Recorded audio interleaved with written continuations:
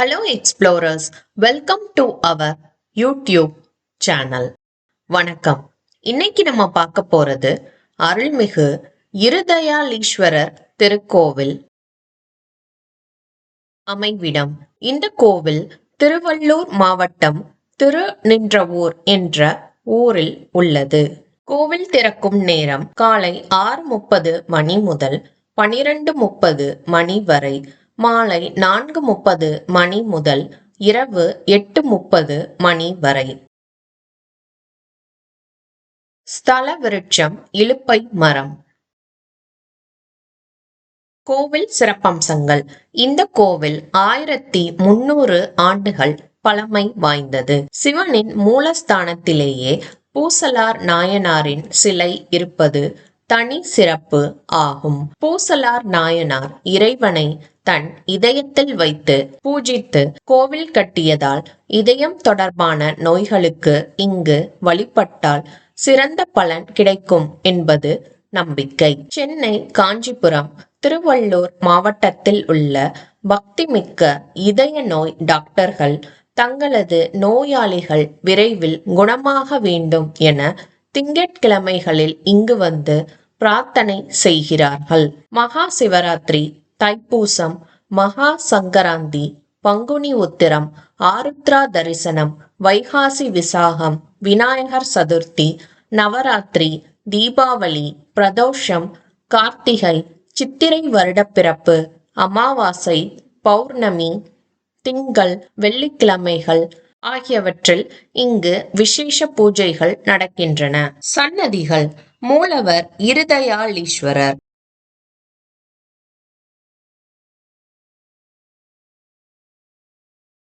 தாயார் மரகதாம்பிகை, மரகதவல்லி. சுவாமி கிழக்கு நோக்கியும் அம்மன் தெற்கு நோக்கியும் தனித்தனி சன்னதிகளில் அருள் பாலிக்கின்றனர்.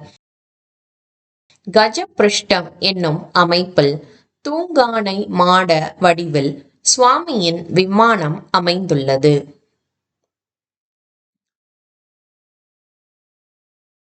சுற்றுப்பிரகாரத்தில்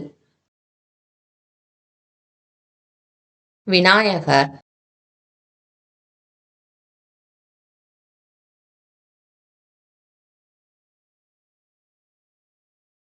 வள்ளி தெய்வானையுடன் சுப்பிரமணியர்,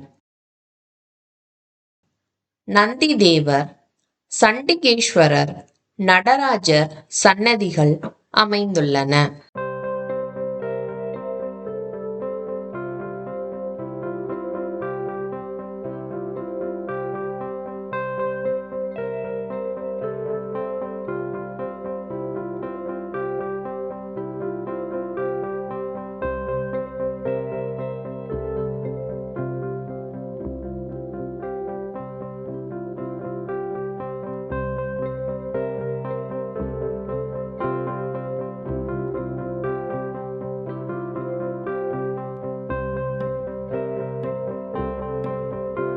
கோவில் வரலாறு. நாயன்மார்களில் ஒருவரான பூசலார் திருநின்றவூரில் பிறந்தவர். இவர் தினமும் அவ்வூரிலுள்ள சிவலிங்கம் ஒன்றை தரிசித்து வந்தார்.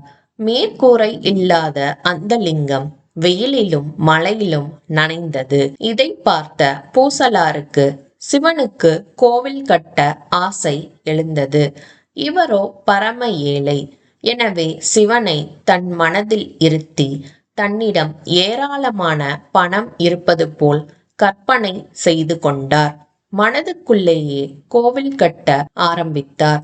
அந்த கோவிலில் இல்லாத பொருளே இல்லை, செய்யாத வசதியே இல்லை. மனம் காற்றை விட வேகமானது என்பர். மனம் நினைத்தால் ஒரே நாளில் கோவிலை கட்டிவிடலாம். ஆனால் நாயனார் அவசரப்படவில்லை. உண்மையிலேயே ஒரு கோவில் கட்ட எத்தனை ஆண்டுகள் ஆகுமோ அத்தனை ஆண்டுகள் இந்த கோவிலை கட்டினார். இந்த நேரத்தில் காஞ்சிபுரத்தில் ஒரு மன்னன் காடவர்கோன் என்னும் ராசசிம்ம பல்லவன் சிவனுக்கு உண்மையான கோவிலை கட்டி கொண்டிருந்தான். அவன் கட்டி முடித்த நேரமும் பூசலார் தன் மணக்கோவிலை கட்டி முடித்த நேரமும் ஒன்றாக அமைந்தது. இருவரும் ஒரே நாளில் கும்பாபிஷேகம் நடத்த நாள் குறித்தனர். மன்னன் கட்டிய கோவில் கும்பாபிஷேகத்திற்காக காஞ்சி மாநகரே விழா கோலம் பூண்டிருந்தது. அன்றிரவு மன்னனின் கனவில் தோன்றிய சிவபெருமான், நீ எனக்கு கோவில் கட்டியிருப்பது குறித்து மகிழ்ச்சிதான். ஆனால் இதே நாளில் திருநின்றவூரில் பூசலார் என்ற அடியார் கும்பாபிஷேகம் செய்ய நாள் குறித்து விட்டார். நான் அந்த கோவிலுக்கு செல்ல வேண்டியுள்ளது. எனவே நீ வேறொரு தேதியில் கும்பாபிஷேகத்தை வைத்துக்கொள் என்று கூறி மறைந்தார். திடுக்கிட்டு விழித்தான் பல்லவ மன்னன். கும்பாபிஷேகத்தை நிறுத்திவிட்டு இறைவன் குறிப்பிட்ட திருநின்றவூருக்கு புறப்பட்டான். அங்கு சென்றதும் பூசலார் என்பவர் இவ்வூரில் கட்டியிருக்கும் கோவில் எங்கே என விசாரித்தான். யாருக்கும் அது பற்றி தெரியவில்லை. பூசலாரின் இருப்பிடத்தை கண்டுபிடித்து அவரை வணங்கி, நீங்கள் கட்டியுள்ள கோவில் எங்கே உள்ளது? நேற்றிரவு சிவன் எனது கனவில் கூறினார். அதை தரிசிப்பதற்காக வந்துள்ளேன் என்றான். மன்னன் சொன்னதை கேட்டு பூசலாருக்கு மிகுந்த ஆச்சரியம் ஏற்பட்டது. அரசே, சிவபெருமான் உங்கள் கனவில் கூறியதை கேட்டு மிக்க மகிழ்ச்சி அடைகிறேன்.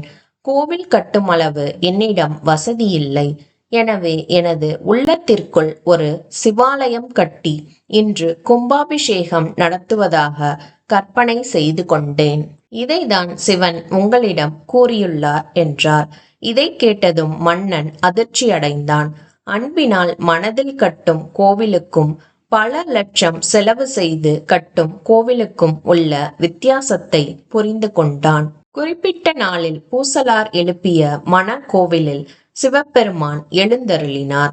அவரது இதயத்தில் நடந்த கும்பாபிஷேகத்தை பக்தர்கள் அனைவரும் கண்டு களித்தனர். அன்றே ஈசனின் திருவடியையும் அடைந்தார் அவர். சிவபெருமான் அவரை நாயன்மார்களுள் ஒருவராக்கினார். பூசலாரின் விருப்பத்தை பூர்த்தி செய்யும் வகையில் மன்னன் இத்தலத்தில் நிஜ கோவில் கட்டி சிவலிங்கம் பிரதிஷ்டை செய்து அதற்கு இருதயாலீஸ்வரர் என்று திருநாமம் சூட்டினான். வழிபாடு. இதய நோய் குணமாக திங்கட்கிழமைகளில் இங்கு வந்து பிரார்த்தனை செய்கிறார்கள். நேர்த்திக்கடன்.